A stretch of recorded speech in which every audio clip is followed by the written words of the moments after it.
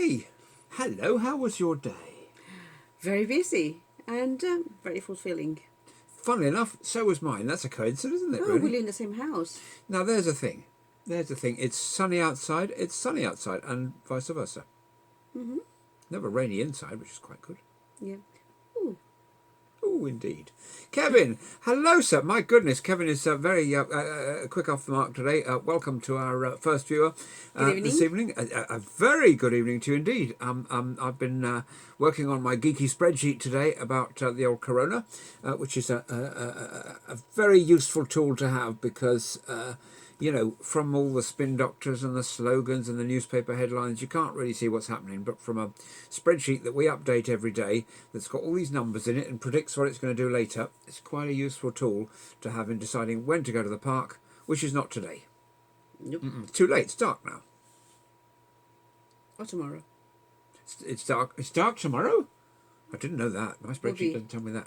Will be after 7 o'clock. Yeah, we are getting closer to summer solstice, aren't we? Whenever that is. Is that about a month away? Something like that. It is about a month away from the longest day, and we will be able to watch it from the comfort of our living room, looking out the window. Mm-hmm. Yeah. Because with my weekly radio show that I do, I've always been able to track the passage of. We've paused the live video, which is rather a thing. I think that means we need to we're continuing on YouTube. I think that means that what we need to do is to log out of this device, and that is the first time that's happened really, and so not good. We might need to end this broadcast and start again. That is a very real possibility this evening because we don't want a long outage like that. So I think we probably will do that actually. So let us end our live video at this point. Boom.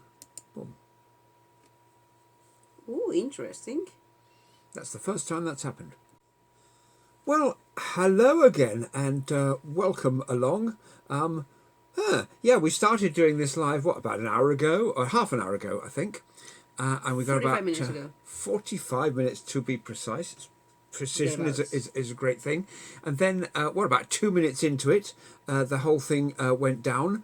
And we've got thanks to coronavirus, one of the good things to kind of coronavirus, we've got a WhatsApp group now for the street. So we were frantically WhatsApping around all the neighbours. Everybody was switched off, including ourselves. And then suddenly a message came through for number 47 that, and I just made that number up because I don't know where they came from, but from one of our beloved neighbours to say that it was all back on. Hello, a very warm welcome back to our very good friend Rocker Kev. Thank you for persisting with us. We are back, which is superb, and a very good evening to Anita as well. It's good to have you with us. I'm just inviting Wendy to join us because she came along earlier and was only with us for a few seconds. So we'll see how we get on there. And I've never invited somebody to one of these live videos before. And hello Shiv and hello Gaia. So we've got more people with us now than when we broke. But yeah, Virgin Media and other providers are available, but not other providers are not such a pain as Virgin Media, where you spend 10 minutes going through their helpline, which is what we just did. You put in your password, you have to go over to the other computer that's got the password on it and all this kind of thing, and you have to go through this test of all your kit. And then about 10 minutes into the help call with Virgin Media, there's a real old rant coming on tonight. 10 minutes into the help call with Virgin Bloomin' Media, it goes, the office is closed. Good night. After taking you through all this crap, and you have to sign up to all this stuff, it's very annoying. Alfred, a very good evening to you, sir. I hope you're not with Virgin Media. Other carriers are available, and I mean that in a good way. But you know, it's and Sarah as well. My goodness me, this is a great time to switch on, isn't it? We've always switched on these things a bit earlier. We should turn this into and Sally as well. How lovely to see everybody this evening. It's absolutely brilliant to have everybody passing through. And this is our sort of daily foray into our place, our living room, and the computer here, which has switched itself off, has got a very nice new picture on it of some sort of like a mini Stonehenge, which just that will came be our up new there home on the old laptop. That'll be our new home, really. But that has better internet than this, I tell you. We'll be flashing signals with mirrors across the hills or something. You hear what Kevin said? So you found 50p for the meter then? Rumbled, absolutely so, absolutely so. We did, and it's great to be back in the saddle. Here we go again on our own, to quote a famous rock song, which I'm always very fond to do. But it's lovely that everybody could join us. It's lovely to be here with you. And Ian has got a joke to kick the proceedings off. Come on. Okay. A psychiatrist is a man who tries to find out if infants have more fun in infancy than adults do in adultery. Is that a joke even? It's a sort of joke. It's a sort of joke you get on one of. This is one of my books, okay, and we're sort of going through and downsizing the collection a bit, because we haven't just got these here. We've got a load downstairs as well, and we've got to the point 85p it was, but I bet I bought it in a sale because that price is crossed out on there, and so that shows you. 5p. I probably got about 5p, or maybe they paid me to take it away, probably by the signs of it. Anyway, well, he was running around like a headless chicken trying to sort out the broadband and finding out that all the neighborhood had the same issue. Because I'm not very much of a tech guy, so we started up Apple Irma's phone, which is a crapple, that's what I call them, and of course that wouldn't connect to my to our desktop either. So that is the new name for this. They're very sleek and slinky and nice and everything. And look, they're so elegant. They come in these cases and things, but they don't bloody work. So it doesn't really matter. You could have.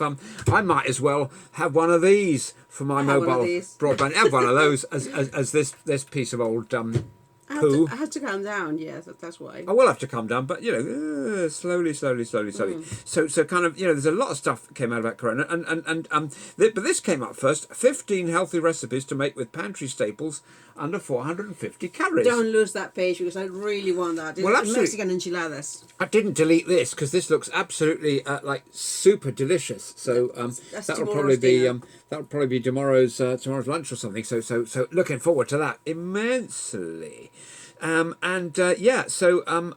What's going on at the moment? Well,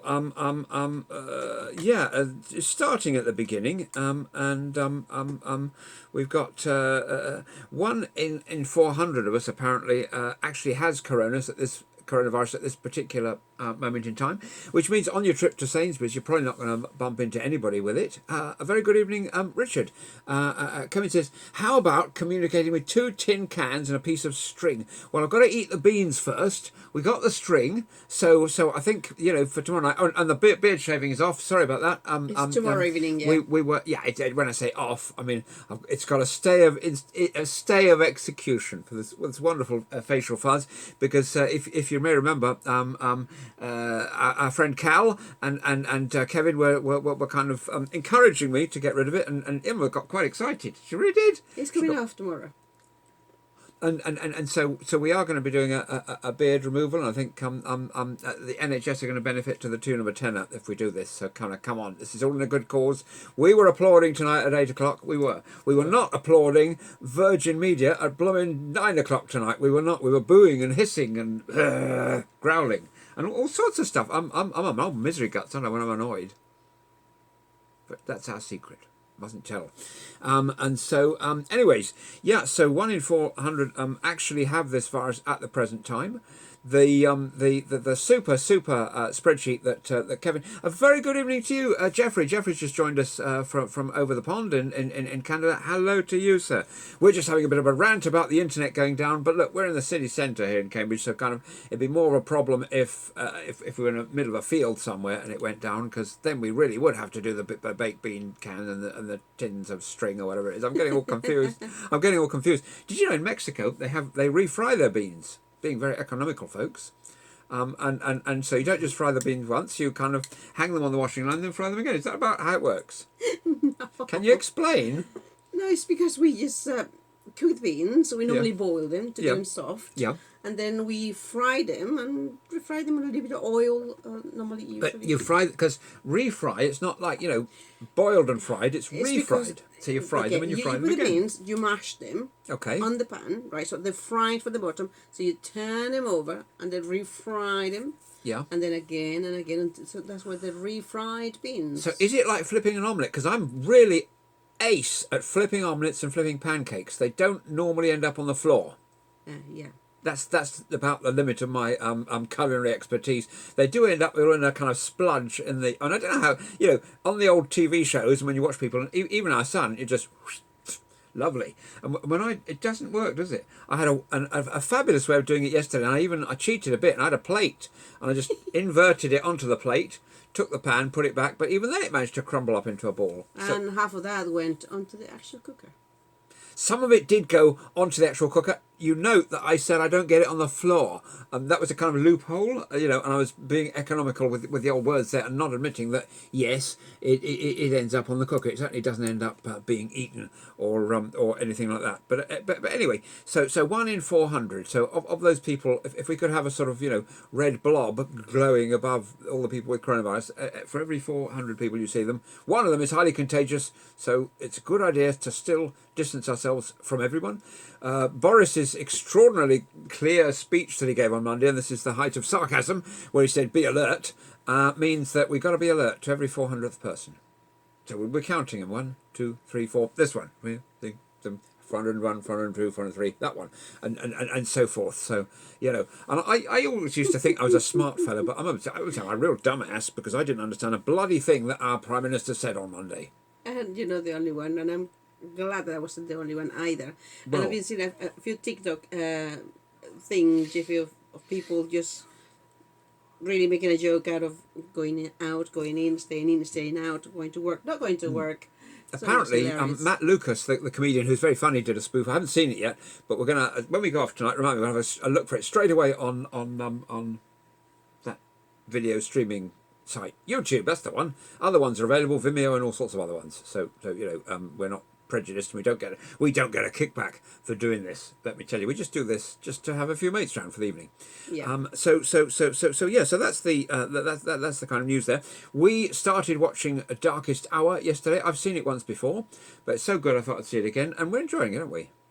The old Churchill film, wonderful portrayal of his Winstonness, and it is the time when everybody, Halifax and Chamberlain and all these kind of people were against him and Attlee, and it shows how he sort of persevered, he stood his ground, and he pushed through. So this is a good thing to be watching during sort of coronavirus. Yeah. But any resemblance between his Borisness and the wonderful Winston Churchill is merely very superficial indeed. Just KBO, indeed, KBO, and if you don't know what that means, watch the movie. Or shall I tell you, keep buggering on. And that was one of Winston's favourite expressions. So if David Cameron is allowed to say twat, then surely Winston Churchill is allowed to say bugger. I think that's fair. In David Cameron's case, it was just kind of mental unhinging. But in Winston Churchill's case, he had bravado, he had character, and he was a very lively guy who did wonderful things for the world. So here's the Groeniad or Guardian and the latest coronavirus news at a glance. This looks like two people in hazardous material outfits trying to strangle each other, and so they're probably having a disagreement about the patient care. I don't know, but that's how they head that off. And I thought the idea is no contact during this thing, and they're definitely having a daily briefing. It says there, but it's a posed photo, isn't it, with actors? Let's be honest. Now the EU has insisted that any coronavirus vaccine must be available fairly to all countries. This was after the British chief executive of the French drug company Sanofi said it was reserving the first 6 shipments of its vaccine for the US, as obviously, which would please the hairstyle, but not the rest of us.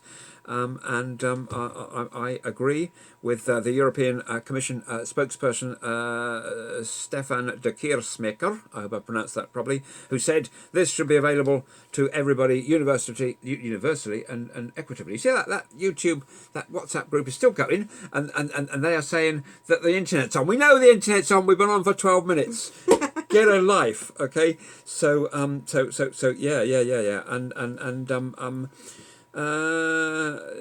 The European Commission has suspended delivery of 10 million face masks from China after the poor quality of them. They were faulty, which and we can't afford that. We can't afford that. We've got to keep our health professionals safe. We might start wearing a mask going out soon. I don't know. Yes. I think we probably will. We saw some advertised the other day, so I think it might be time to get some. Although it's more for the protection of people from you having the disease than the other way around, because the little termites can get in through around the edges. And we probably haven't got it since we haven't had anybody, apart from you guys, into our living room for 52 days, which is a hell of a long time. Hello and welcome back, Wendy. Sorry about our earlier disappearance due to our crap internet provider. I think that's the only... Let's just say it like it is. And it's the third time this month that they've done it, and they seem to do it like it's exactly coming up to the hour, and we happen to start on an hour then, and then off. So some imbecile threw a switch, and it took them a long time. It took them half an hour to go, oh yeah, I shouldn't have done that. So Wendy agrees with me that they suggest that we wear the mask to protect others, and that is the thing. It's being considerate to our neighbours is very, very, very important, and it has been shown now. And at the beginning, you see, here in the UK, at the beginning of this outbreak, they were saying, no, don't wear masks, save them for the healthcare professionals. So to put this in context, that's why we weren't doing it, to save masks. And the NHS didn't have very many masks, which is a fair point. But now the statistics are starting to show lower rates of transmissions in societies where everybody wears masks and where it's mandated. And I think on the other side of the Atlantic, correct me if I'm wrong, I think it is mandated, and if it was, I most definitely would. And we do need to keep everybody safe. But when I go into the grocery store, I'm super ninja, and I'm in and out of there, and I'm it's actually the supermarket staff who bump into you, and they're just, I've got to stack this shelf, and I was at the shelf trying to get this today, and this glass of water here of a slightly yellower nature, grape juice, and there's two people stacking the shelf, and I have to wait about 5 minutes, kind of at a respectful distance. I don't do 2 meters, I do 4, because the further you get away from somebody, a meter, the infection rate is that, 2 meters, it's that, 3 meters is that, 4 meters, it's about that. So, so I like to err on the side of caution. And you're talking to a fellow who washes his vegetables, well, I get Emma to do it, with soap and water when they come back from the shop. But to be fair, I bring them from the hall into the sink and drop them out of the package and all that. We've got this really Wash them with a bit of water. quirky routine going on, but it's keeping us healthy so far. Yeah. So good, which is got to be a good thing. Wendy says broadband heavily used at certain times of day. We lose ours too. Yeah, because when we finish this, we're going to watch a bit more of that movie about Winston Churchill. You see, so there is a lot of internet usage going on. To be fair, and maybe everybody was switching on for the news or something. That might be the thing, because that obviously happens on the hour as well. And here in the UK. Oh no, but it wasn't a news bulletin at 9. The news is at 10. So we're going to be switched off probably in 5 minutes. So we better speak quicker. Now that bastion of Scottishness, Gordon Brown says coordinated international action is needed to eradicate coronavirus. I agree with him, and he says that a second or third wave of coronavirus could emanate from poor countries. It could also emanate from poorly run countries who are not really in charge of it, but who are quite good at getting up on a podium and making speeches about it, except on Monday when they loused that up as well, but who are not good at the actual nitty-gritty of protecting the healthcare workers, the frontline healthcare workers, which is paramount to all of this. And as I said in a Facebook post yesterday, the reason that I'm self-isolating, yes, I am in a high-risk group, so there is that as well, but if I wasn't, then I would still be self-isolating to protect to protect our vulnerable, such as our elderly, our parents, our uncles, your uncles, grandparents, and all these kind of people, and our healthcare workers who have to go to work, regardless of bloody idiots going out to the seaside on a nice sunny day and all this kind of thing. So there's an antibody test from the company Roche, who used to make vitamin C that I used to take as a little boy. I remember that used to come from Roche. And it's going to be rolled out to health and social care staff here in the UK within days and weeks, which is very, very good news indeed, because those looking after us deserve an extra special dose of being looked after themselves. Don't you agree? Yeah, they're going to be prioritised, and apparently it's got 100% accuracy tests. That's very, very, very good. That's astonishing. That's really, really good. That's really, really good. Apparently there was what does staying alert means. Ho, ho, ho, ho, staying alert, staying alert. Wasn't that a song by the Bee Gees? something like that. I mean, who knows what all the slogans mean? Least of all the governments, because the British government had to have 12 tweets after their message on Monday to clarify what they meant, and that even just muddied the waters even further. So, good evening to you, Kevin. Hope you're good today, sir. Kevin joins us most evenings, which is very kind of you. We're very, very late tonight because we were late to start with, and then because I was working on the geeky spreadsheet that Kevin and I work on, adding some new columns and everything. I did even one more column that Kevin hasn't got yet, but I'll send him that tomorrow. But anyway, and so we came on late to start with, and then Virgin Media switched us off about 20 seconds into full swing. I was just going, hello, and oh, that annoyed me. Yeah. And Same here. you wouldn't like me when I'm annoyed, because what happens when I'm annoyed is this, and you haven't seen me annoyed yet. I turn bright green from head to toe, and my arms and legs kind of swell up, and all my clothes drop off. But I do keep underpants on, just like the Hulk, you see. So it's funny, really, that when the Incredible Hulk is turning green and doing this and everything, his pants normally stay on. So I don't quite understand that. Yeah, I know. It's just because if he's expanding in all directions, everything should be sort of running around starkers and covering himself with a hat. But anyway, that's never happened in the movies or in the TV show that I used to watch in the 1970s as a youngster with a guy called Lou Ferrigno, who was a kind of big bodybuilder guy who who was the original Incredible Hulk. And when you look at those things nowadays with the sort of camera tricks they had back then, it wasn't that good, really. But anyway. But the scripts were better. So swings and roundabouts. I digress. I'm talking. Now you see, there's a lot of good news, and so here's another one. A&E visits in England as of 2 hours ago are down to a record low, and does it mean this? In the A&E departments, whenever I go in with a scratched fingernail or something, there are always these big posters that say, don't waste the NHS's time. If you've got a scratched fingernail or something, don't come in. Or, your glasses are a bit steamed up, we'll clean them yourself. Don't come into A&E and expect us to do it. And so now, I'm cleaning my glasses myself, my fingernail scratches, I'm polishing them with the old emery cloth and everything. And so I'm not putting the burden on the old health service that normally I do, and that is a very fair point. That we need to respect doctors and nurses and support staff more, in general.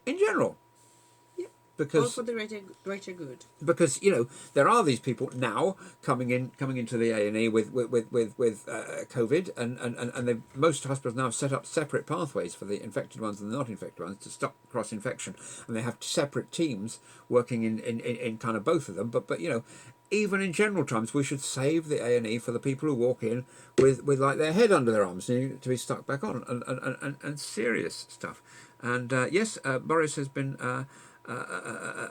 clapping for the old carers again outside number 10 with his fiancée. But yeah, the baby I guess stayed indoors with the nanny. But and so that is the first time.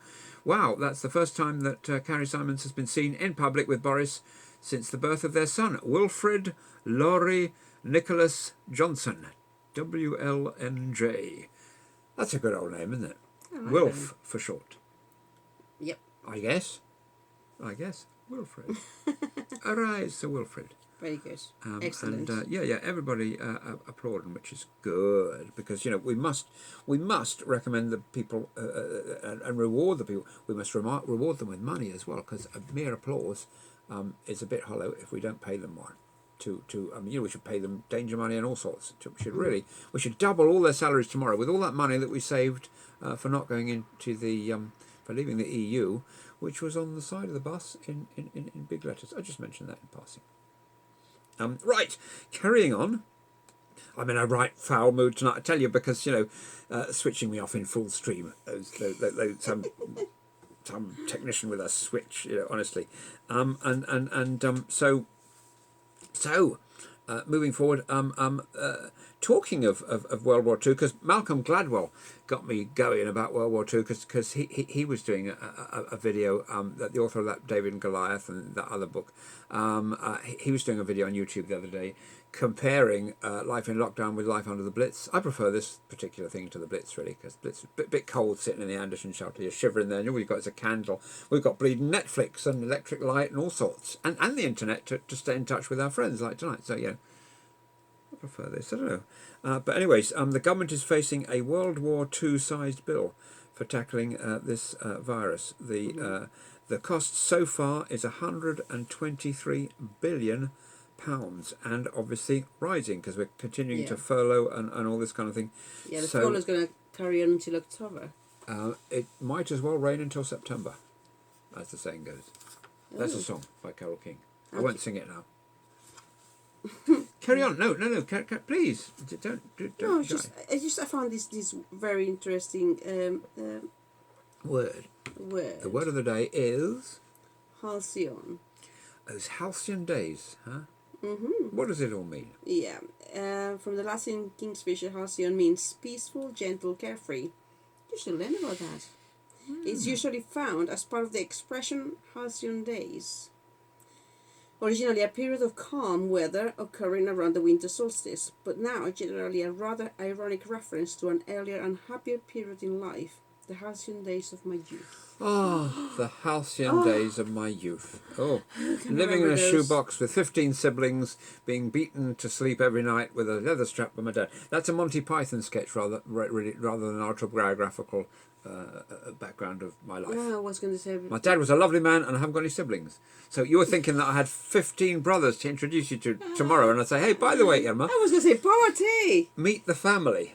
There's a Simpsons episode where Homer meets all the other Simpsons who all look like him and talk like him, and there's about sort of 50 of them go into his front garden, which you wouldn't be allowed to do at the moment during lockdown. But lovely show, Simpsons, very, very funny, actually. So yeah, wake me up when September ends, says Kevin. Wow. Absolutely That's too. a beautiful song. Very powerful song, and if you've seen the long video, because I stayed up at night to see it premiered on MTV, I think it was when it first came out, and it's about 10 minutes long.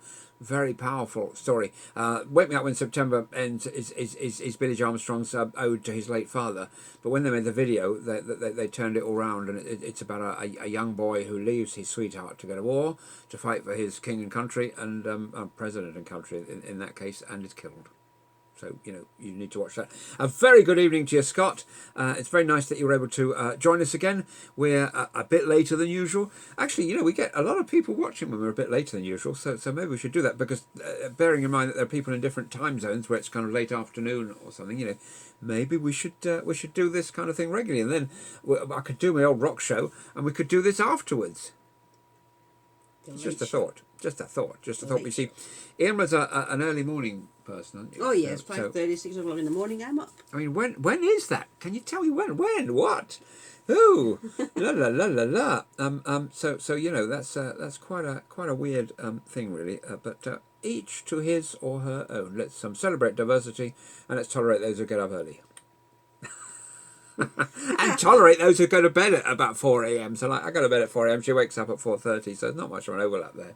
I might be exaggerating slightly. Right then, what else do we have? Have you got any wisdom to share with us? Because we've got 25 minutes into the show, and all we've had is claptrap and twaddle from me. Whereas you've been ranting quite a lot. You're the wise one. You know, I'm happy all about positivism. It says, this is from how do you pronounce that name? Thich Nhat Hanh. Oh, yeah, that. This person. Fear keeps us focused on the past and worried about the future. If we can acknowledge our fear, we can realize that right now we are okay. Right now, today, we are still alive. Never mind the broadband, huh? And our bodies are working marvelously with breathing. Our eyes can still see the beautiful sky through the window. And our our ears can still hear the voices of our loved ones. Yes, we can. Brum, brum, yeah. Our ears. Okay. Yes. I forgot to put my glasses on. Oh dear, oh dear, oh dear. Yeah. Just let me finish that thought. Well, basically, it's about the power of thought. Basically, our ears can still hear the voices of our loved ones. So we're alive. We are grateful. We can see the beautiful sky. It does look like cars. It looks like cars to me as well. It does. Don't seek, don't search, don't ask, don't knock, don't demand. Relax. Relax. And enjoy don't do it when they switch off your broadband. Yeah, relax. Yeah, it's a bit, don't do it. Okay. So Scott says emergencies. He's afraid, and sorry to hear that. And he says yes, later would be good. I hope the emergencies are sorted, Scott. Wendy, it's just after 5 p.m. where Wendy is. So we should sort of aim for a slightly later time if we can. and maybe we could sort of get up a bit later, like at 5:45 a.m. in order to facilitate that. You know, but I don't want to push things if you're stressed. No, I'm good. Kevin says, have a 3-hour rock show. Do you know, when I started this rock show, and this is an absolute sign of becoming a crotchety old git, because when I started this rock show back in 2010, when a pandemic seemed like something that had happened 90 years ago for some reason, we used to do it. I had a co-presenter, and I've had a few co-presenters over the years, and we used to do this rock show from 9 a.m. until midnight. Then with advancing years, and with me being grumpy, all the co-presenters fled the nest, and I thought, well, I'm going to do it at 8 then. So it came, not only, it's 8 till 10 instead of 9 till midnight. So 9 till midnight was a lot more fun. And I seem to remember, and Kevin may remember this as well, that once I did this rock show. It was a charity gig, I think. I don't know if Kevin remembers this. I most certainly do. We started at 9 p.m. and we finished at 3 a.m. the following day. So we did a 6-hour rock show for charity. And we didn't like run out of records to play or things to say. It was a great lot of fun. In hour 5, I think we started to flag a bit. A very good evening to you, Paul. We haven't quite managed the 7 p.m. Deadline that I told you we did at the start. So it gets later and later and later. And tonight got a bit later still because the broadband broke. But we were raring to go. Scott says that I should spin a few discs on here as well. Yeah, I'd love to do that, but, and here's a big but, if you play copyrighted tunes on Facebook, they just cut you off straight away because they're not licensed in the same way that YouTube are. They don't have the agreements with the music publishers, and so it gets shut down. One way to do this, and I did think about doing this, would be to do the rock show that I do of a Tuesday night, and you could kind of listen to it. I could give you the address of the stream, but we could just run the camera, and while the songs were playing, we could be having a good old natter. So we might try that one week. We might try that. So if that would be of interest, yeah. And then I'd just hear the tunes in my headphones, and when my headphones went silent, I'd go, "Hold on a minute, 97.2." Then I'd go, "Oh yeah," and that's what I was saying. So that might be quite fun. Because that'd be like you joining me on the radio show. So we might do that, a sort of behind the scenes, backstage, access all areas, beard trimmingly live rock show. We'll have to see. And the beard's coming off tomorrow, Scott, because I got ambushed by Kevin and my other good friend Cal, and they said get rid of the beard and do it on the thing, and we'll give a $5 to the NHS or whatever. So who am I to resist that? And that works at about 1/10 of a p per little bit of fuzz. So Scott says that'll be great. So yeah, let's try and do that. Let's try and do a live rock show. I need a bit of pre-planning, but we'll see what we can do. It might be possible if we, because obviously I can't do the rock show through the computer that I'm doing this live on, because that's the one that streams the stream. So we'd have to set up a bit more tech to make that work. But it might just be possible with Irma's phone and lots of cables connecting things up. Look at that. I'm getting the look here. Because the important thing to not break would be the radio show, and the stream would be a sort of bonus. But I'll talk to the techie guys at the station as well, because we used to have webcams in the studios, so I'm sure it can be done. But leave that one with me. So where did we get to? Oh yeah, we got to borrowing on the coronavirus, against coronavirus, equaling World War II, and we know how long it took to pay that debt off for the Second World War. It was paid off just before the credit crunch, funny enough, and so that's a lot of years, and that's sort of 55, 65, 75, 85, it's about 60 years it took to pay that one off. So I hope it takes less time to pay this one off, and yeah, now. Coronavirus, false claims viewed by millions on YouTube. What a surprise, huh? Who would have thought it? In total, more than a quarter of the most viewed coronavirus videos on YouTube contain crap. A study suggests. They say misleading or inaccurate information, but let's call crap when crap is called. So in total, the misleading videos have been viewed more than 62 million times, which is quite a lot. And they do takedowns, because whenever I find one of these juicy ones, I go to Irma, look at this, look what they're saying now. By the time I show it to her, it's gone. But on a serious note, the crap videos kill people, because people think, if I hold my nose, I'm not going to catch it, and they catch it and they die. So it's very, very irresponsible for people to put out these rubbish messages.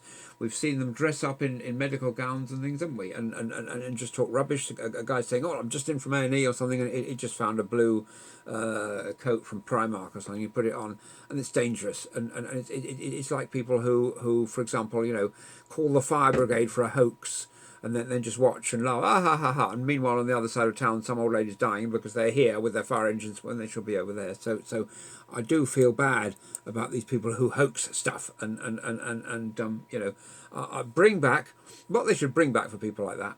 I think in the Middle Ages we had these things called the stocks. Do you know what they were? So they were a piece of wood with two holes in it, and your legs go in the holes. And then there's another piece of wood, and your arms go in those holes. Oh. Another piece of wood, your head goes through, and they throw tomatoes at you. And I think that's a terrific thing. I'm not sure. Tomatoes. I'm not so sure about the Iron Maiden. I think as far as Iron Maiden is concerned, we shouldn't bring back that one that they used to shut you in, but we just confine that to Bruce Dickinson and the boys. That Iron Maiden. Yeah. Let's do that. So 62 million bits of false information flying around, and then because of the way sort of the gossip and rumor and social media works, people say, "Oh, I've heard that if you eat garlic, you can't get the virus," which is not true. Now, I've heard from a doctor friend that if you take vitamin D, there is a growing body of convincing evidence that it will reduce the symptoms if you get it.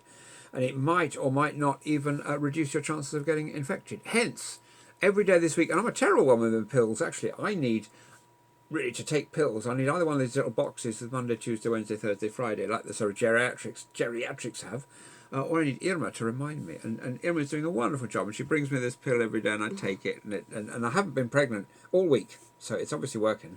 Oh, I haven't got any viruses all week, or whatever it's supposed to do. I don't know, but you have to take one every day is the thing, really. Struggling oil companies are taking advantage of US coronavirus aid. $113 million in taxpayer-backed loans meant for small businesses have gone to the fossil fuel industry. Yeah, we're going more for electric cars now instead of. We're not driving our cars around as much as we used to, are we? Really? No, that's why they're struggling. And poor, that would be. Poor. Petrol, But, they're losing money. Yeah. A Texas-based company, which recently changed its name, has taken a $2.2 million coronavirus relief loan. I can't say that. Coronavirus relief loan. After going bankrupt twice within the last 4 years and facing accusations of excessive spending on executive pay, private planes and luxury vehicles. We must flush out all these people who are hiding during the lockdown crisis and put them in the stocks and throw tomatoes at them. And so, now, do I include a Gangnam Style in my list of crap videos on YouTube? It got a lot of views, didn't it? And I keep confusing that guy who did Gangnam Style with Kim Jong-un, because they're both Korean and they're both similarly statuesque people of similar stature. And I always kind of get confused about which is which. I'll never be going to North Korea on my holidays now because they'll get me. So that's one of the things off the bucket list. A week in the communist halcyon paradise. Nope, it's not going to happen. A very good evening, Colin. Thank you for joining us, and thank you for the chat about vitamins the other day, which has really changed things for me, and I'm taking them now, which I probably wouldn't have done if I hadn't had your advice, because I do rely on trusted friends to tell me the right thing to do in kind of emergencies. Scott says, your lady's looks say it all. I never know what's coming next from David, so I'm just kind of as amused as you are. Go with the flow. Have you got another wise thought for us? Yeah. We must remember that one determined person can make a significant difference, and that a small group of determined people can change the course of history. That is true. And this can be good and this can be bad because, Bolsheviks and Nazis were small groups of determined people who did bad stuff.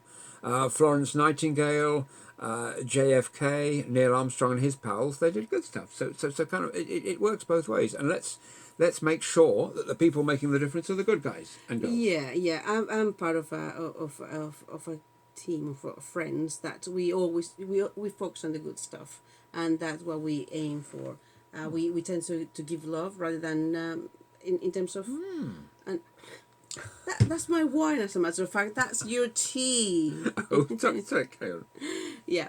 So, yeah, there is always going to be good and evil throughout history and throughout our life and beyond. It's part of a common sense of how life works. So, but if we focus more on the good stuff, and we, in terms of fake news and things like that, we focus on the right stuff to feed our brains with. We might make a change. So these might work for the good stuff, in which ordinary people changing the world can do, for the good, for the greater good. And I think after this COVID-19, I mean, we all know that we're in the same boat with different stories and different expectations. But at the end of the day, what is really gelling us as a race is the sense of community, the sense of solidarity and understanding each other. And even, I mean, we are in a WhatsApp group with our neighbours. We haven't met. Well, I just recently moved to Cambridge, so I haven't met them personally. But the communication is there, the Zoom calls are there, and it's just after this COVID-19, hopefully we're gonna be on the other side better humans. Yeah. Now, Scott says, could you read the last thing again because the sound cut out? We must remember that one determined person can make a significant difference, and that a small group of determined people can change the course of history.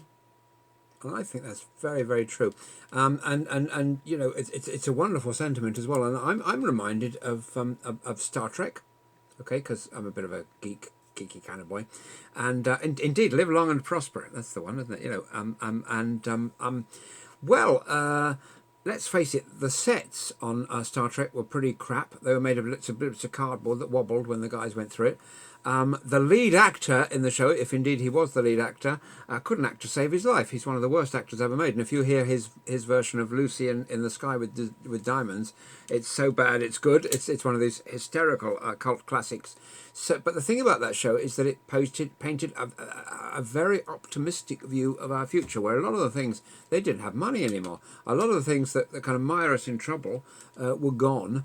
And the human race was doing what we really do best at, which is going out and exploring. And we kind of know where the source of the Nile is nowadays and all that kind of thing, and what's inside a volcano and all that kind of stuff. So we just sort of go outwards and see what's out there, which we started off with the moon, and then we sort of stopped really, which is a bit boring.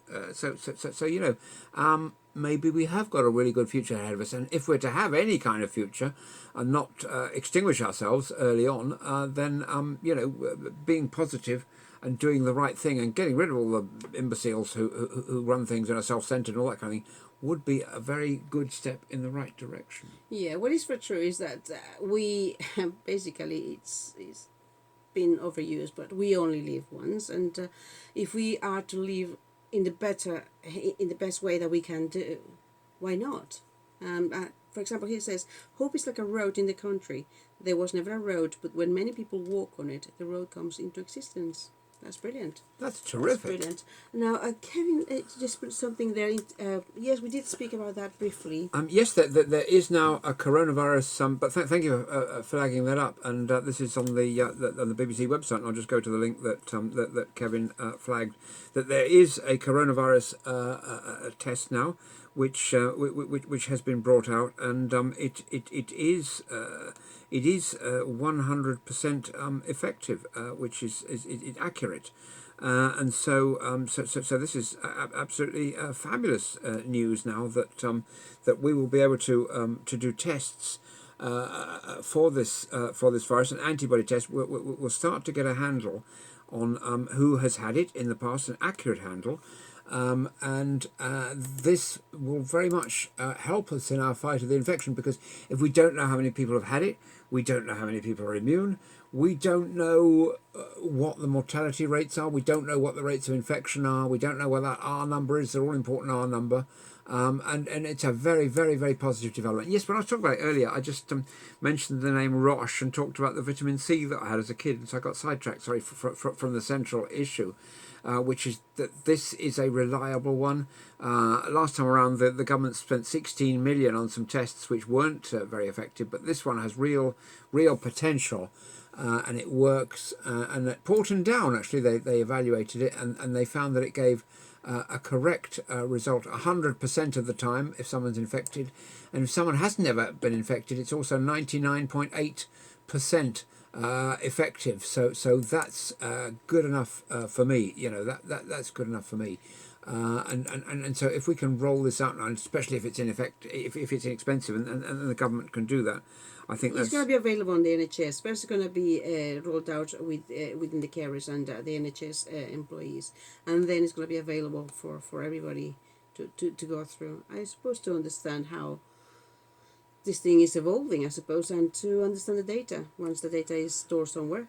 Absolutely, it's really excellent news, and it's kind of wonderful to come across this. I'm going to have to log into Irma's internet now. You can see we're cobbling this together as we go along, because now, due to the outage and everything, I need to log on to Irma's hotspot and to connect to that, and we'll see whether this actually works, and then I can tell you more about Captain Tom, because there's some more developments with him, and fingers crossed that this will work. I suppose there's only a 1 in 10 chance that it will, otherwise I'll tell you what I can remember of what I read earlier, which wouldn't be as ideal. It's taking longer than ever to actually connect. It's checking my network requirements when all I wanted to do is connect very simply to the same thing it connected to last night. That's a lot to ask, isn't it, really? But the bottom line anyway, if we can summarize what it was, is that the legend that is Captain Tom, the guy who walked around his garden and raised all that money for charity, huge amount of money. The latest development from him is that he's going to be writing his autobiography. He's turned 100. He's raised more than £32 million for the NHS. He's had a #1 record. He's been awarded the Freedom of the City of London. Had a miniature train named after him, which I didn't know.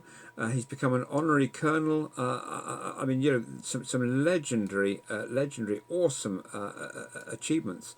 And then on top of that, it has just been announced that he's going to be working on his autobiography. What an incredible year he's had! Like at the age of 99 3/4 to go from you know, zero to superhero.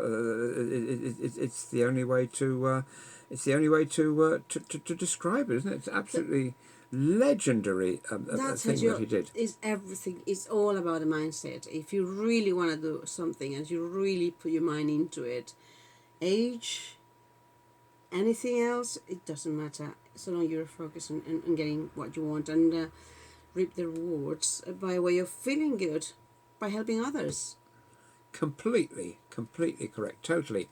100%. What a beautiful gift. It's a fabulous, absolutely fabulous sentiment, an absolutely fabulous thing to have happened to someone who seems like a wonderful man, you know, unappreciated, or I'm sure he's appreciated by his family, by his children, by his grandchildren, and this kind of thing, but, you know, unappreciated by the world, and suddenly to come into to focus in that way. It's a very very wonderful wonderful thing that's happened to him, you know, and I think everybody would join me in saying that it's been absolutely terrific, and other good things that have happened recently. There's been let me see, 113-year-old woman who is believed to be the oldest living person in Spain, and she's beaten the virus. Her name is Maria Brañas. She was born in on the other side of the Atlantic, in San Francisco, in 1907. She was infected with coronavirus in April at her care home. She locked down, she battled the virus. She's obviously a fighter, this lady, and there was only one single visitor she had who was decked from head to toe she's taken a test now, and her results were negative, and they were talking to her daughter Rosa, who said that her mother was in good shape, wanting to talk, to explain, and to reflect. Isn't that absolutely amazing after so many years on the planet? Jeanette, a very good evening to you. Scott says, did I see that they took £300,000 in fees from donated monies? No, I didn't, and I'm quite shocked that anyone would do this at this time of crisis. It's it's not good. It's not good. How on earth people can profit at a time when the whole world is suffering is beyond me. So no, I didn't know that, and I'm really shocked. Erudite, says Wendy. That's a word we'll have to look up and put in your book, isn't it? That's a great word. Yeah. Erudite is a kind of monk, isn't it?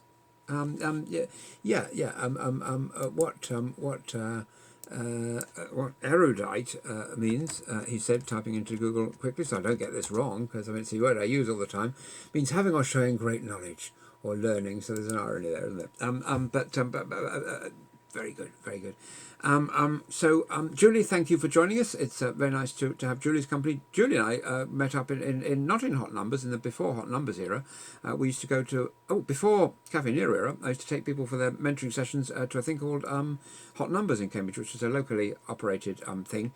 And then Hot Numbers got reviewed in one of the national papers here in the UK, who said it was one of the 20 best coffee shops in the country, and suddenly, from being 7 or 8 people in this big area, it was kind of standing room only, and so sadly I had to remove myself. So always be at the head of the crowd, and always find the things first, and enjoy them while you can, and be quiet about all those hotspots and lovely places that which is Cambridge is full of lovely little restaurants and little cafes, and it's got some absolutely beautiful, some absolutely beautiful places.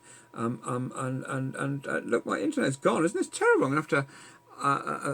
It's only my internet to the laptop, though. It's clearly not the internet that allows me to do the streaming here.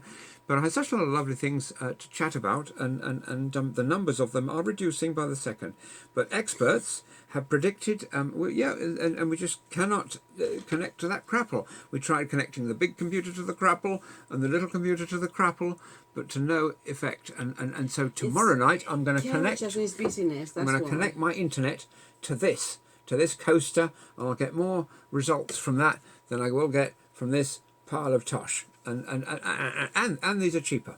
I have to say, these are much cheaper. And so we'll shave my beard onto one of these tomorrow night, and that's going to be the highlight of the evening. Now, experts predict the exact day when the UK will record 0 coronavirus deaths. I know what my spreadsheet says, but what do these experts say? Blah, blah, blah. The Institute for Health Metrics and Evaluation statistical models, blah, blah. And being journalists, you go a long way down this article to actually find the answers, because I don't spend a lot. Sadly, I'm not able to spend a long time preparing the show, as is pretty obvious if you watch it. So I just stand here with a bunch of newspapers and articles and that kind of thing. Trendsetter says my good friend Kevin, the UK, the first day with 0 deaths in the UK is predicted to be July the 30th. So let us hope that is the case. That would be wonderful, actually. Mm-hmm. The graph was looking very well. It was really. The graph is really dipping, and as long as there are not too many silly people out there now that Boris Johnson has stirred everything up and confused us all, that may well be the case. And the newspaper I read this in is the Daily Record, which I think is a Scottish newspaper. So it may well be the case in Scotland, you see, because they're still in lockdown. All the rest of the UK is in lockdown, and only good old Blighty here is keeping calm and carrying on, which is not a very sensible thing to do in face of an invisible enemy. In my very, very humble opinion, as you've seen, I'm very humble, modest, quiet, easy to get on with. Yeah. Yep. She said, your face again says it all.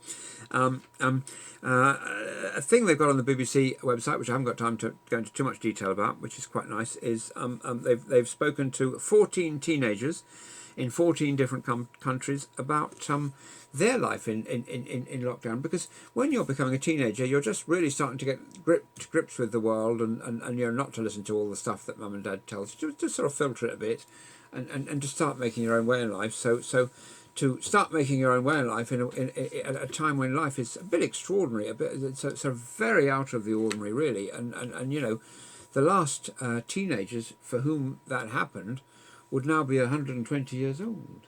So you know, if they were sort of moseying around in 1918 at the time of that thing, so this is not just a once in a lifetime thing, not even a once in a generation thing. This is a probably once in a century type experience, and I wonder how it will play forward for these teenagers when they get older. I wonder if they'll perhaps value what they have all the more. You know, being unable to see their friends, being unable to take part in any of their sort of social or sporting events that they might be used to, and can't go out on dates and all this kind of stuff.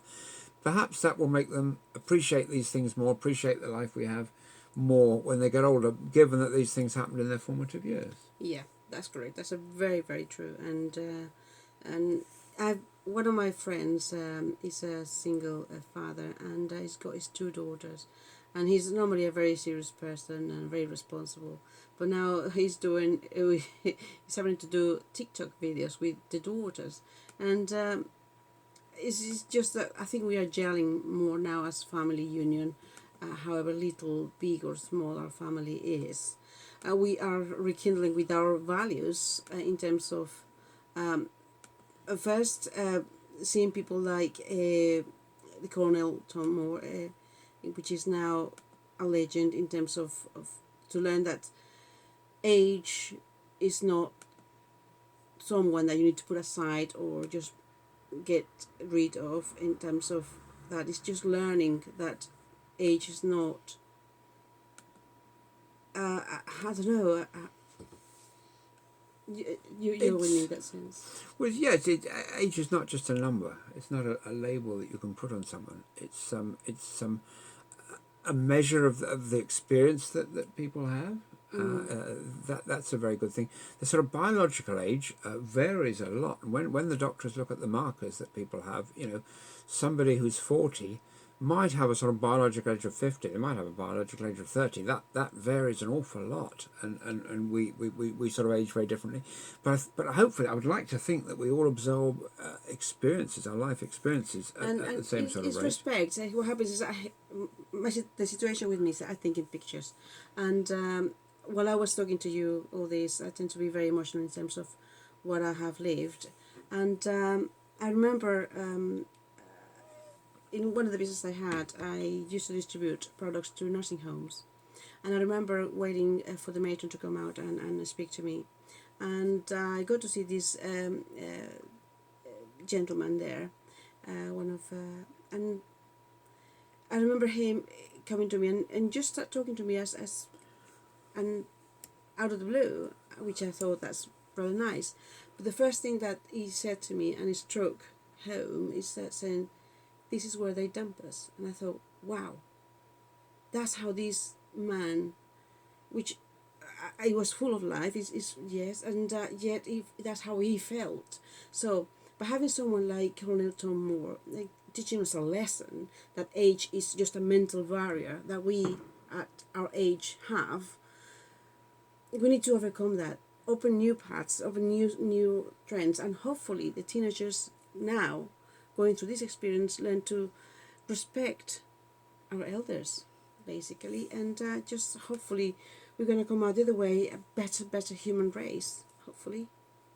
I remember reading, it was a story on the internet. I'll try and find it and share it tomorrow, but basically it was about a nurse who'd been caring for this elderly patient, and then he kind of dies, and then she finds in the bedside locker a kind of letter for him that says, you know, I know you see a lot of people passing through and it's just another number, but here's a little bit about my life, and he goes, very moving one, and I'll see if I can dig that one up tomorrow. But, you know, also talking about nursing homes, I was reminded about my late grandmother who was in a nursing home in the latter years of her life.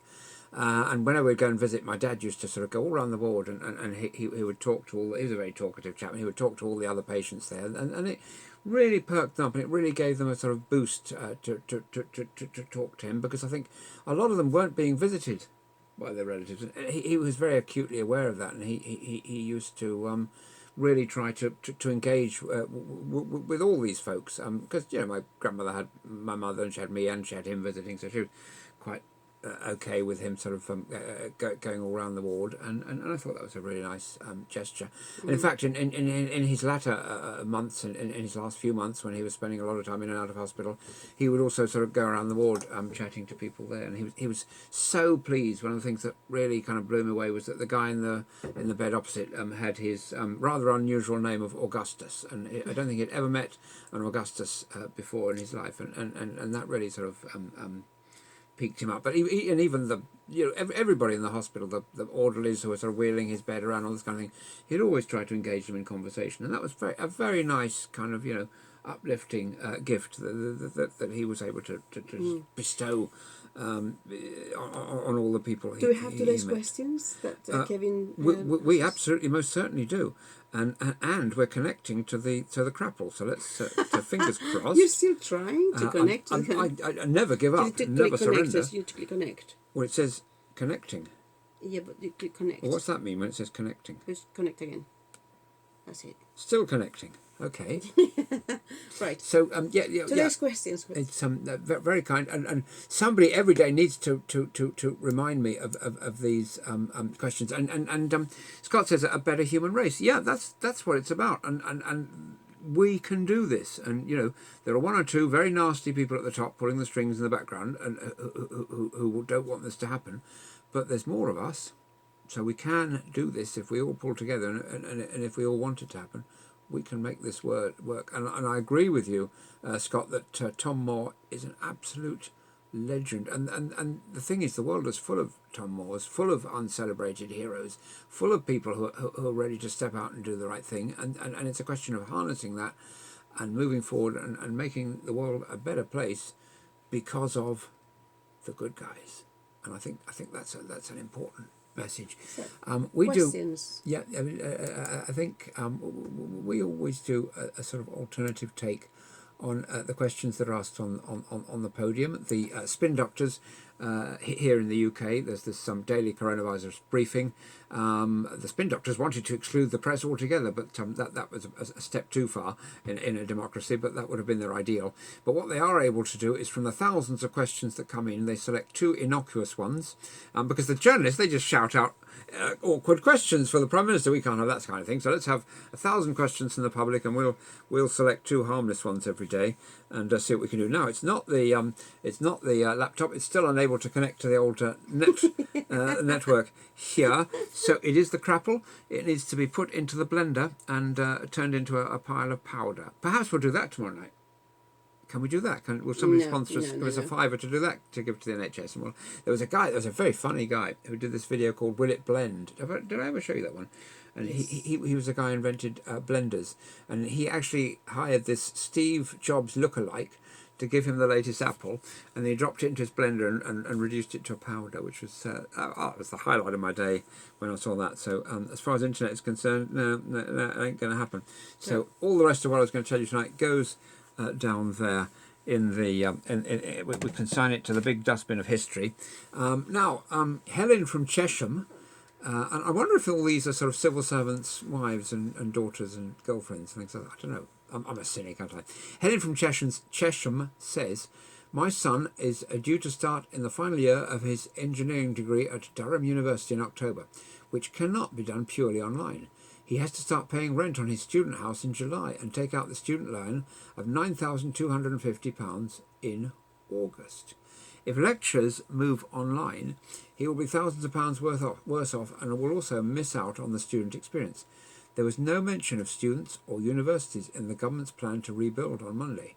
What is the government's plan for students and universities this autumn? That's a very interesting question. I'm surprised they let a tricky one like that through. And I didn't hear their answer. I'm sure their answer is, all this will be taken care of in good time. Don't trust us. Do trust us. They'd have said, keep calm and carry on. But it's a big problem, and this is a big problem for thousands and thousands of students. What are they going to do? And we don't know, do we, what's going to happen in August? We don't know whether we'll be in the middle of a second peak, and that's the thing. All of this is on the basis of winging it. If I were the government, I would say, let's carry on as if this is going to happen. Let's do the student loan book, the student rooms, but we will reimburse you for any out-of-pocket expenses if the virus picks off, as we have done with entrepreneurs and businesses and furloughed workers and this kind of thing, because the students are our future generation, and people who are studying now are the bedrock of the society later on.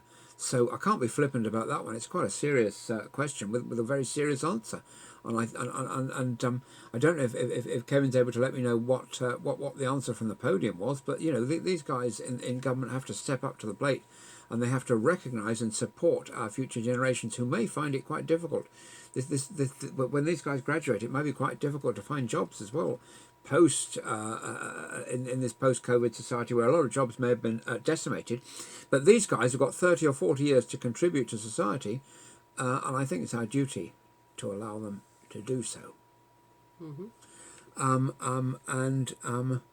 Question two, these are two quite serious questions tonight, so actually credit to the guys in the government who picked these, because we can't be flippant about these. These are serious topics. Naomi from Farnborough: millions of people have had their operations and other hospital procedures postponed indefinitely.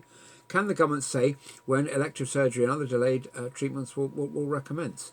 Well, we have to start with the life and death ones, don't we, really? And we have to, as coronavirus eases off now, we have to start getting the cancer treatments, and for people who are in mortal danger, we have to try and start getting them through the gates. The people who just want to have a nose job or something, they'll have to wait. Yeah, I think it also would depend that's one of the reasons that they are rolling out these kind of tests just with the frontlining in terms of NHS workers, because by admitting other patients into the wards, they by default are getting into danger of catching this not only just the coronavirus but any other infection.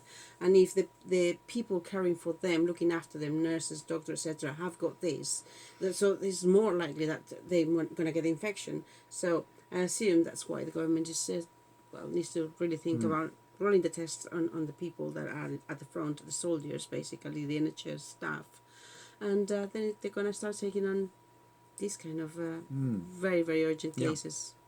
So Tony, and hello Tony, good to have you with us. Tony says that they said the students have to pay, and I would have hoped that they would have expanded that in some way.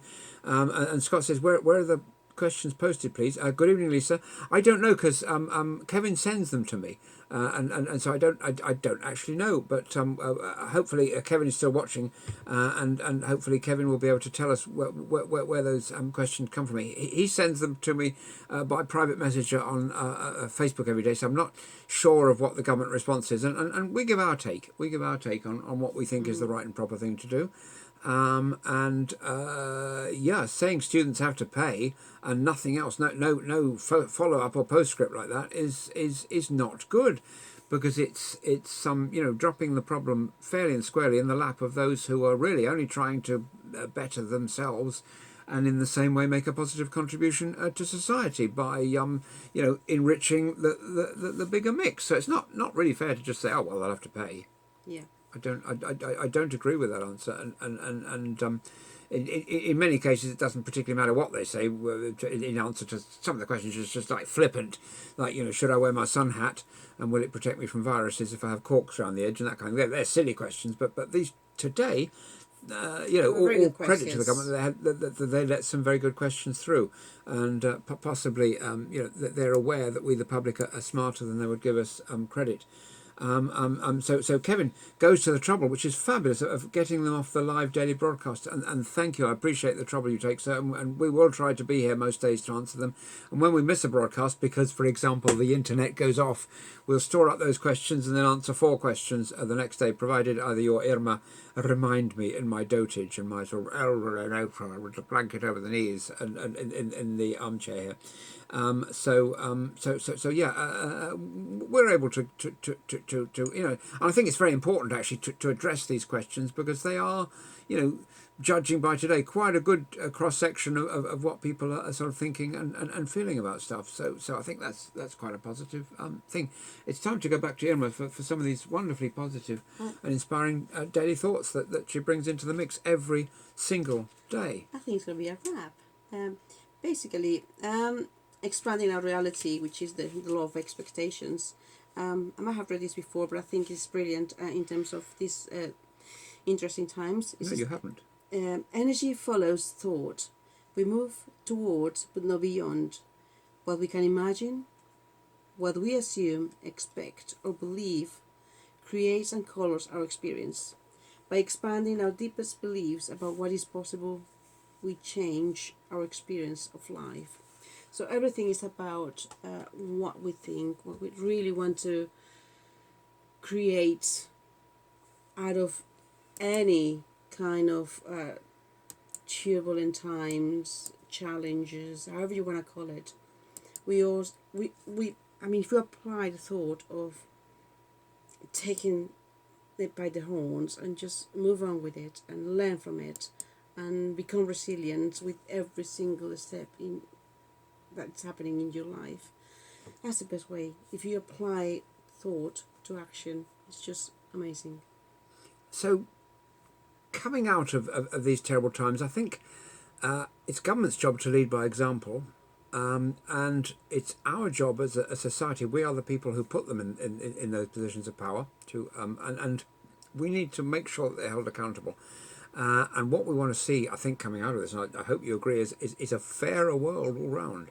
And so, for example, this approach to the students doesn't, to me, sound fair at all. The government's got a huge thumping majority at the moment, but that shouldn't mean that they are unaccountable to us, the electorate. And I know the next election is a long way off, and a lot's going to happen between now and then. But the decision at the ballot box rests with us at the end of the day, and I think our leaders would be well advised to remember that, don't you? Mm-hmm. Mm-hmm. And so let us hope that some things that feedback from the current situation will actually reach the higher echelons. Scott says it is about the energy, as you mentioned. How is people's energy at the moment? That's a good question. Well, energy, it's like everything. It's energy can be used to create from nothing. So if you use this energy in the positive way within your persona, within you, if you say, okay, I want to do, lose weight, change a habit, or build a habit, or learn something, or do anything, you have to put the amount of energy, and it starts with the thought. From then it evolves and creates whatever you want to do. So the energy is not bad, it's au contraire, it's something that builds up to something. So we are going through challenging times. We cannot confuse depression with energy. So if we just put the depression into a little pot there and just focus on the energy of what we can do through our thoughts, we create.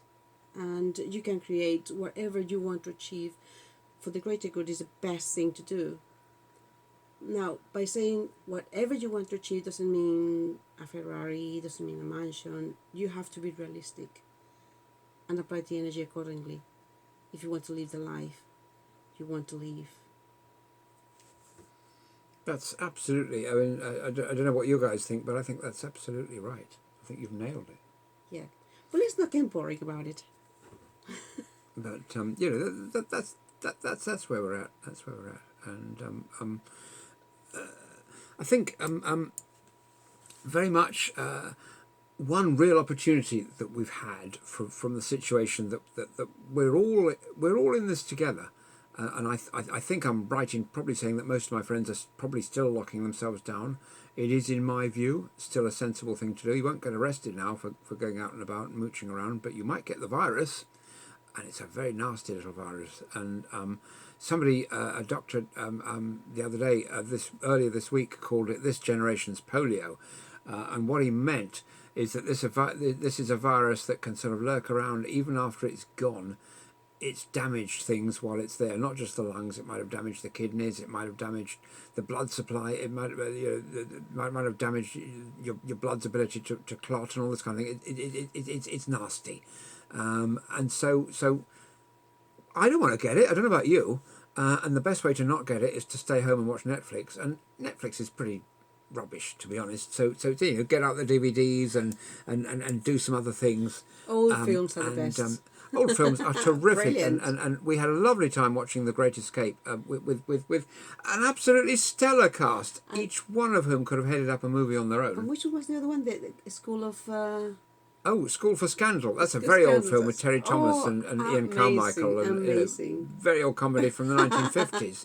And so there are some, actually, in those days, film was just about sort of, it's just about like filming a play, really. It was and these were thesps who had grown up on stage, and their performances were very similar, and the screenplay of these things was very similar. I quite like that. It wasn't the kind of cinema trying to imitate life, and everything was quite clearly a play. But so what? They were very well acted and very well written, and good for them.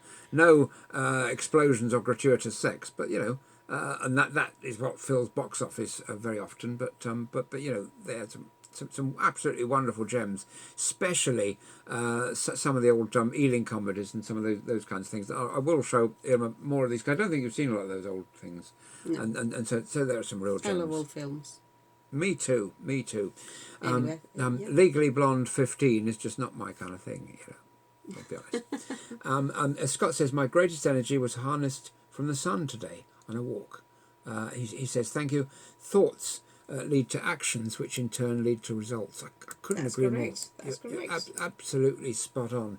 And so this is completely true.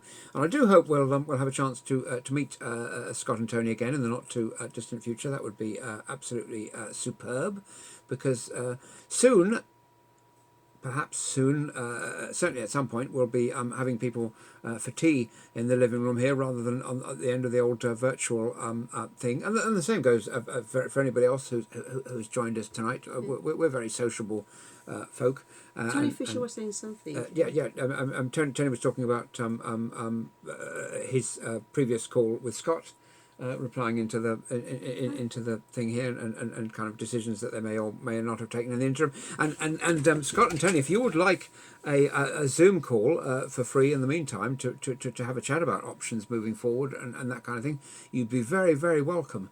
So always happy to assist friends, especially in times of need. So you only have to ask if I can assist in any respect with anything that you might need to restructure at this kind of very difficult time. So I would be honoured to help with that one if we can be of any assistance at all. And Irma comes along these days to these coffee sessions or virtual coffee sessions, so it would be absolutely terrific. It would be a pleasure to serve.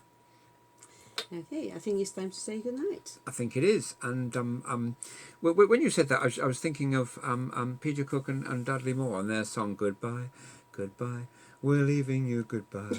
Da da da da. But that's just showing my age, really. And I will play that at one point if I haven't already. I probably have already. But anyways, neither here nor there. When I was working at a very well-known national broadcaster. The BBC. I'm not going to name it. A very well-known Okay. national broadcaster. It might have been the BBC or LBC or whatever it was. It might have been Radio 390 or something. It was a kind of one of the sort of staid and laid-back broadcasters where they speak in this sort of way. And they had announcers at this particular wireless station, which would introduce the next program that's coming on and sort of link it all together and all this kind of thing. And one of the announcers actually played this song. as part of his little sort of warm up thing.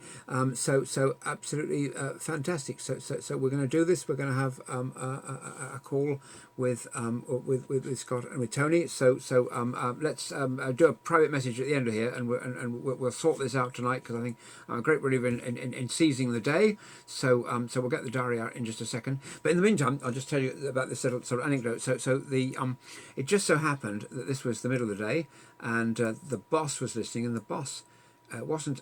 He thought it was a bit flippant for his Sirius network to have this, and this chap was relieved of his duties and was never heard again. I mean, he went off to do something else, but never again was he able to do the announcement and the plumbing rights, because he had, in the view of his controller, overstepped the line. Some might say a bit of an overreaction, but on the other hand, it is what it is, and you didn't hear it from me anyway, and I didn't mention the station, and neither did Irma. So anyways, enough of my stuff. We're going to leave you tonight. I'm going to set up a Facebook message with my friends there to arrange a future little Zoom call. And I'm online again, tomorrow morning? With a very nice fellow called Andrew Harvey. We're going to be going on at 9 o'clock in the morning, and various other things throughout the day. And of course, we'll be back in the evening. So I do hope you can join me again online with Andrew Harvey tomorrow morning. I'm going to be talking about the effects of the coronavirus on the property market. That'll be at sort of 9 o'clock in the morning. My goodness, that's a quick turnaround. You've got to go to bed now. So there we are. So thank you. So have you got a final thought? Because you normally have a final thought for us. If you have, don't worry if you don't. But if you do, it's always a great source of inspiration when you do. Okay. So I'd be very honoured if you could. Try not to become someone of success. Rather become a person of value.